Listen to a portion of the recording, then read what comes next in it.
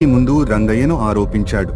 రాత్రిపూట కాల్వ బండను పగలగొట్టి నీళ్లు తన పొలానికి మళ్లించాడని నాకు సమాచారం. పెద్ద వృక్షం కింద గ్రామ పెద్దలు పంచాయతీ పెట్టారు. రంగయ్య చేతిలో గోదావరి నది నీళ్లు తీసుకుని అన్నాడు, ఈ నదిపై ప్రమాణం చేస్తున్నాను, నేనేమీ తప్పు చేయలేదు. ప్రకృతి ఇచ్చినంతలోనే జీవిస్తున్నాను. కాని సుబ్బయ్యతో కలిసి ఇద్దరు పనివాళ్లు వచ్చి అబద్ధంగా సాక్ష్యం చెప్పారు.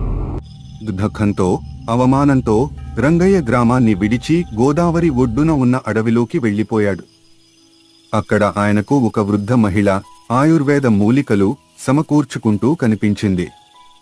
ఆమె ఆయన బాధ చూసి అడిగింది, ఏం జరిగింది నాయనా, ఇలా ఎందుకు ఉన్నావు? రంగయ్య తన కథ చెప్పాడు. ఆమె చిరునవ్వుతో అన్నది, నది అంతా చూస్తుంది బాబూ. మళ్ళీ అడుగు ఆమెను. ఆ రాత్రి గోదావరి నది